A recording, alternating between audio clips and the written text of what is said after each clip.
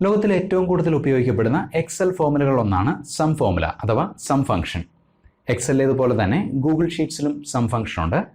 Google ഷീറ്റ്സിലെ some function എന്തിനാണ് ഉപയോഗിക്കുന്നത്, എങ്ങനെയാണ് ഉപയോഗിക്കുന്നത് എന്നീ കാര്യങ്ങളാണ് ഈ വീഡിയോയിൽ നമ്മൾ ഡിസ്കസ് ചെയ്യുക. രണ്ടോ അതിലധികമോ സംഖ്യകളുടെ സം അഥവാ ആകെത്തുക കണ്ടെത്താനായിട്ടാണ് ഗൂഗിൾ ഷീറ്റ്സിലെ സം ഫംഗ്ഷൻ അഥവാ സം ഫോർമുല ഡിസൈൻ ചെയ്യപ്പെട്ടിട്ടുള്ളത്. പല രീതിയിൽ നമുക്ക് സം ഫംഗ്ഷൻ ഉപയോഗിക്കാൻ സാധിക്കും. അതിലാദ്യത്തെ മെത്തേഡ് 10, 15, 20 ഈ മൂന്ന് സംഖ്യകളുടെ സം ഈ സെല്ലിലേക്ക് കിട്ടാനായിട്ട് ഈ സെല്ല് സെലക്ട് ചെയ്യുന്നു.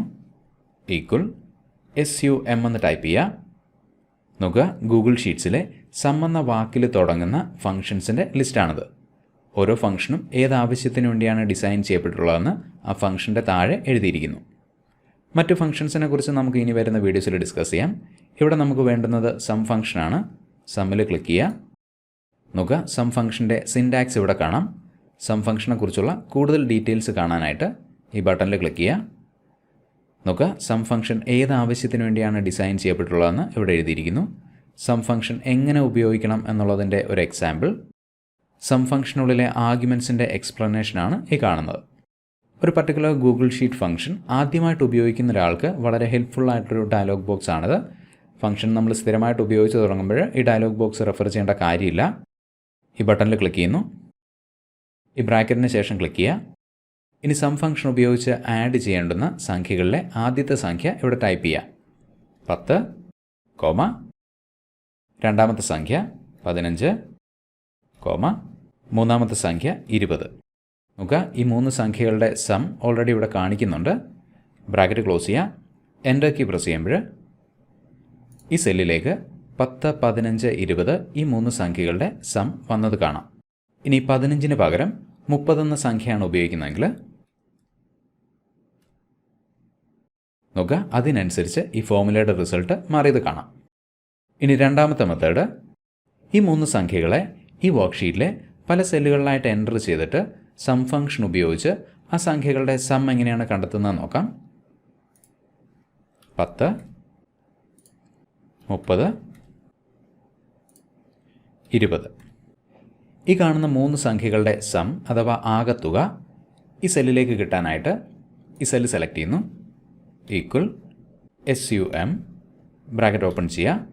ആഡ് ചെയ്യേണ്ടുന്ന സംഖ്യകളിലെ ആദ്യത്തെ സംഖ്യ കണ്ടെയ്ൻ ചെയ്യുന്ന സെല്ല് സെലക്ട് ചെയ്യുക.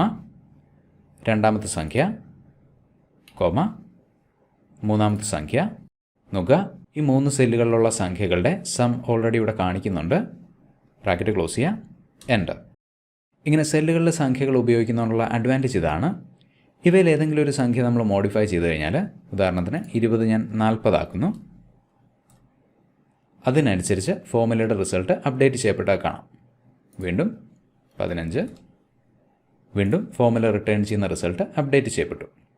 ഇനി മൂന്നാമത്തെ മെത്തേഡ്, ഒന്നോ ഒന്നിലധികമോ ഡേറ്റ റേഞ്ചുകളിലുള്ള സംഖ്യകളുടെ സം എങ്ങനെയാണ് കണ്ടെത്തുന്നത് നോക്കാം. ഈ കാണുന്ന 2 ഡേറ്റ റേഞ്ചുകളിലുള്ള സംഖ്യകളുടെ സം ഈ സെല്ലിലേക്ക് കിട്ടാനായിട്ട് ഈ സെല്ല് സെലക്ട് ചെയ്യുന്നു. ഈക്വൽ SUM ബ്രാക്കറ്റ് ഓപ്പൺ ചെയ്യുക. സംഖ്യകൾ കണ്ടെയ്ൻ ചെയ്യുന്ന ആദ്യത്തെ ഡേറ്റ റേഞ്ച് സെലക്ട് ചെയ്യുക. രണ്ടാമത്തെ ഡേറ്റ റേഞ്ച് ബ്രാക്കറ്റ് ക്ലോസ് ചെയ്യുക. എൻ്റർ. നോക്കുക, ഈ 2 ഡേറ്റ റേഞ്ചുകളിലുള്ള സംഖ്യകളുടെ ആകെത്തുകയാണ് ഇവിടെ നമുക്ക് കിട്ടിയത്. ഇനി ഈ കണ്ട 3 രീതികളുടെയും കോമ്പിനേഷൻ നമുക്ക് നോക്കാം. ആദ്യത്തെ മെത്തേഡിൽ സം ഫംഗ്ഷനുള്ളിലേക്ക് ഡയറക്റ്റായിട്ട് വാല്യൂസ് നമ്മൾ കൊടുക്കുകയായിരുന്നു. രണ്ടാമത്തെ മെത്തേഡിൽ സെൽ റെഫറൻസുകളാണ് ഉപയോഗിച്ചത്. മൂന്നാമത്തെ മെത്തേഡിൽ ഡേറ്റ റേഞ്ചുകളാണ് ഉപയോഗിച്ചത്. ഈക്വൽ സം ബ്രാക്കറ്റ് ഓപ്പൺ ചെയ്യുക. ഒരു ഡേറ്റ റേഞ്ച് സെലക്ട് ചെയ്യുന്നു. ഒരു സെല്ല് സെലക്ട് ചെയ്യുന്നു. മറ്റൊരു സെല്ല്. ഒരു ഇൻഡിവിജ്വൽ വാല്യൂ 15, വീണ്ടും ഒരു ഡേറ്റ റേഞ്ച്. എൻ്റർ. ഇനി സം ഫംഗ്ഷനുള്ളിൽ നമ്മൾ ഉപയോഗിച്ചിരിക്കുന്ന ഏതെങ്കിലും ഒരു ഡേറ്റ റേഞ്ചിലെ അല്ലെങ്കിൽ ഇൻഡിവിജ്വൽ സെല്ലിലെ വാല്യൂ നമ്മൾ ചേഞ്ച് ചെയ്ത് കഴിഞ്ഞാൽ അതിനനുസരിച്ച് ഈ റിസൾട്ട് അപ്ഡേറ്റ് ചെയ്യുന്നത് കാണാം.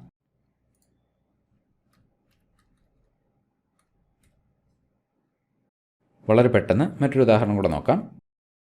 ഈ കാണുന്ന കോളത്തിലുള്ള സംഖ്യകളുടെ ആകെത്തുക ഈ സെല്ലിലേക്ക് കിട്ടാനായിട്ട് ഈ സെല്ല് സെലക്ട് ചെയ്യുന്നു. Equal sum function bracket open ചെയ്യുക. നോക്കുക, ഗൂഗിൾ ഷീറ്റ്സ് സം ഫംഗ്ഷനുള്ളിലേക്ക് ഒരു ഡേറ്റ റേഞ്ച് സജസ്റ്റ് ചെയ്യുന്നുണ്ട്. ഈ ഡേറ്റ റേഞ്ച് തന്നെയാണ് നമുക്ക് സം ഫംഗ്ഷനുള്ളിൽ ഉപയോഗിക്കേണ്ടതെങ്കിൽ എൻ്റർ കീ പ്രസ് ചെയ്യാം. നോക്കുക, ഈ കാണുന്ന സെല്ലുകളിലുള്ള സംഖ്യകളുടെ ആകെത്തുക ഈ സെല്ലിലേക്ക് നമുക്ക് കിട്ടി. വീണ്ടും equal sum function bracket open ചെയ്യുക. ഗൂഗിളിൻ്റെ സജഷൻ നമ്മൾ അക്സെപ്റ്റ് ചെയ്യണമെന്ന് നിർബന്ധമൊന്നുമില്ല. ആവശ്യമെങ്കിൽ മാനുവലായിട്ടും ഡേറ്റ റേഞ്ച് നമുക്ക് സെലക്ട് ചെയ്യാവുന്നതാണ്. എൻ്റർ. ഇനി സം ഫംഗ്ഷൻ ഇൻസേർട്ട് ചെയ്യാനുള്ള മറ്റൊരു മെത്തേഡ്, ഈ കാണുന്ന സെല്ലുകളിലുള്ള സംഖ്യകളുടെ സം ഈ സെല്ലിലേക്ക് കിട്ടാനായിട്ട് ഈ സെല്ല് സെലക്ട് ചെയ്യുന്നു. ഇനി ഗൂഗിൾ ഷീറ്റ്സിൻ്റെ ടൂൾ ബാറിൽ പോയിട്ട് ഈ ബട്ടണിൽ ക്ലിക്ക് ചെയ്യുക. സം. നോക്കുക, ഈ സെല്ലിൽ സം ഫംഗ്ഷൻ ഇൻസേർട്ട് ചെയ്യപ്പെട്ടു. ഇനി സം ഫംഗ്ഷനിൽ ഉപയോഗിക്കേണ്ടുന്ന ഡേറ്റ റേഞ്ച് നമുക്ക് സ്പെസിഫൈ ചെയ്യണം. ഈ സെല്ലുകൾ സെലക്ട് ചെയ്യുന്നു. എൻ്റർ. ഇനി ഇങ്ങനെ ഓരോ കോളത്തിനും സെപ്പറേറ്റ് ആയിട്ട് സം ഫോമുല എഴുതേണ്ട കാര്യമില്ല. ഈ കോളത്തിൽ ക്രിയേറ്റ് ചെയ്ത സം ഫോമുല അടുത്ത സെല്ലുകളിലേക്ക് കോപ്പി ചെയ്യാനായിട്ട് ഈ സെല്ല് സെലക്ട് ചെയ്യുന്നു. ഈ ഫിൽ ഹാൻഡിൽ ക്ലിക്ക് ചെയ്ത് വലതുവശത്തേക്ക് ഡ്രാഗ് ചെയ്യാം.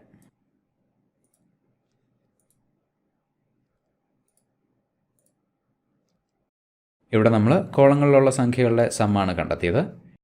ഈ വരിയിലുള്ള സംഖ്യകളുടെ സം അഥവാ ഈ റോയിലുള്ള സംഖ്യകളുടെ സം ഈ സെല്ലിലേക്ക് കിട്ടാനായിട്ട് ഈ സെല്ല് സെലക്ട് ചെയ്യുന്നു. ഈക്വൽ SUM ബ്രാക്കറ്റ് ഓപ്പൺ ചെയ്യുക. നോക്കുക, ഇവിടെയും ഗൂഗിൾ ഷീറ്റ്സ് ഒരു ഡേറ്റ റേഞ്ച് സജസ്റ്റ് ചെയ്യുന്നുണ്ട്. ഈ ഡേറ്റ റേഞ്ചാണ് നമുക്ക് സം ഫംഗ്ഷനുള്ളിൽ വേണ്ടതെങ്കിൽ എൻ്റർ കീ പ്രസ് ചെയ്യുക. ഇനി ഈ സെല്ലിൽ നമ്മൾ ക്രിയേറ്റ് ചെയ്ത ഫോമുല താഴെയുള്ള സെല്ലുകളിലേക്ക് കോപ്പി ചെയ്യാനായിട്ട് ഈ ഫിൽ ഹാൻഡിൽ ക്ലിക്ക് ചെയ്യുക, താഴേക്ക് ഡ്രാഗ് ചെയ്യുക.